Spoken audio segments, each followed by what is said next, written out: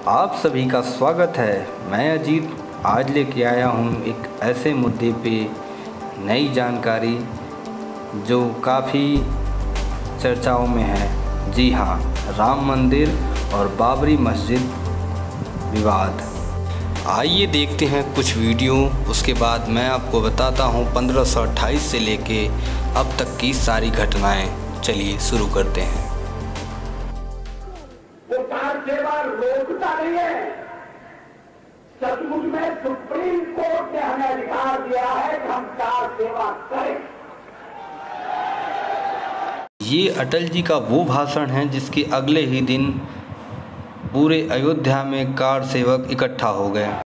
इस प्रकार देखते ही देखते अयोध्या में लाखों कार सेवकों की भीड़ इकट्ठा हो गई और वो बाबरी मस्जिद के ऊपर चढ़ के बाबरी मस्जिद को तोड़ने लगे।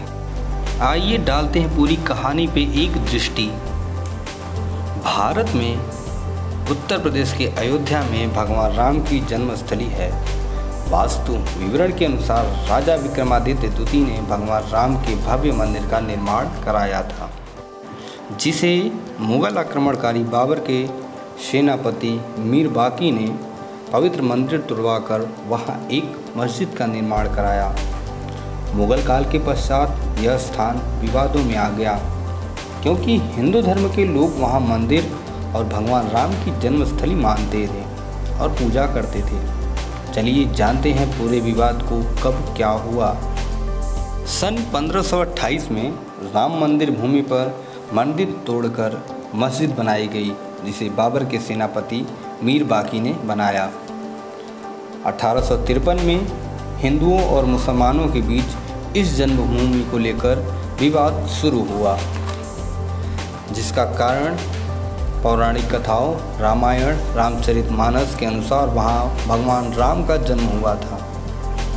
1859 में अंग्रेज़ों ने विवाद को ध्यान में रखकर वहाँ के अंदर का हिस्सा मुसलमानों को नमाज के लिए दिया और बाहर का हिस्सा हिंदू गुट को पूजा करने के लिए दिया। फिर 1949 में यह विवाद और अधिक बढ़ गया जब भगवान राम की मूर्ति मस्जिद के अंदर मिली। यह तनाव देखकर वहां गेट पर ताला लगा दिया गया। 1986 में न्यायाधीश ने विवादित स्थल को हिंदुओं के लिए खोलने का आदेश दे दिया, जिसके खिलाफ बाबरी मस्जिद एक्शन कमेटी गठित हुई। सन 1989 में विश्व हिंदू परिषद ने विवादित राम मंदिर मुहिम शुरू किया, जिसके पश्चात आता है संघर्ष और विवादों का वो दिन जिस दिन कार सेवकों द्वारा 6 दिसंबर 1992 को विवादित ढांचा गिरा दिया जाता है और देशव्यापी हिंसा शुरू हो जाती है। सन 16 दिसंबर 1992 में एक लिब्राहन आयोग गठित की जाती है। इस मसले पर 3 महीने के अंदर 16 मार्च 1993 तक रिपोर्ट पेश करनी होती है, परंतु यह रिपोर्ट आने में लिब्राहन कमेटी 17 साल लगाती है। सन 1993 में मुस्लिम पक्ष से इस्माइल फारूकी ने सुप्रीम कोर्ट में चुनौती पेश कर दी। तत्पश्चात सन 1996 में हिंदू न्यास ने सरकार से ज़मीन मांगी, जिस मांग को ठुकरा दिया गया। सन 2002 में असलम भूरे ने कोर्ट में याचिका दायर किया। सन 2003 में सुप्रीम कोर्ट ने आदेश देते हुए यथास्थिति कायम करने की बात कही। 17 साल बाद 30 जून 2009 में 700 पन्नों की रिपोर्ट लिब्राहन आयोग ने केंद्र सरकार को सौंप दिया। तत्पश्चात सन 2010 में इलाहाबाद उच्च न्यायालय ने विवादित भूमि का निर्णय सुनाया। इस निर्णय में न्यायालय ने बहुमत से निर्णय दिया।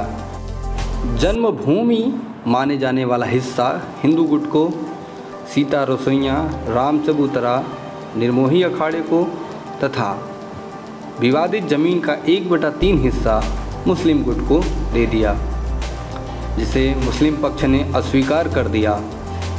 7 वर्ष पश्चात यह निर्णय हुआ कि 11 अगस्त 2017 से न्यायालय प्रतिदिन सुनवाई करेगी और फैसला देगी। लेकिन सुनवाई से ठीक पहले शिया वक्फ बोर्ड ने याचिका दायर कर विवाद में पक्षकार होने का दावा कर दिया। इस प्रकार सुनवाई होते होते फिर से रुक गया। पुनः सुप्रीम कोर्ट के चीफ जस्टिस रंजन गोगोई ने अपने बेंच में 6 अगस्त 2019 से 16 अक्टूबर 2019 तक लगातार 40 दिन की सुनवाई के बाद अपना फैसला सुरक्षित कर लिया। 9 नवंबर 2019 को जब सुप्रीम कोर्ट ने 45 मिनट में 1045 पन्नों के फैसले को पढ़ा और सदियों पुराने विवाद को ख़त्म करते हुए सर्वसम्मति से 5-0 के बहुमत से अहम फैसला सुनाते हुए 2.77 एकड़ की पूरी विवादित ज़मीन राम मंदिर निर्माण को दे दिया, जिसका स्वामित्व केंद्र सरकार के रिसीवर के पास रहेगा और 3 महीने के अंदर सरकार से राम मंदिर निर्माण ट्रस्ट बनाने को कहा तथा मुस्लिम पक्ष को केंद्र सरकार द्वारा अयोध्या में ही 5 एकड़ ज़मीन उपलब्ध कराने को कहा। जजों की 5 सदस्यीय टीम में chief justice Ranjan Gogoi, justice S Bobde, justice DY Chandrachud, justice Ashok Bhushan, justice S Abdul Nazeer मौजूद थे। 5 फरवरी 2020 को श्री नरेंद्र दामोदर दास मोदी ने ट्रस्ट का नाम श्री राम जन्मभूमि तीर्थ क्षेत्र रखा, जिसमें कुल 15 ट्रस्टी हैं।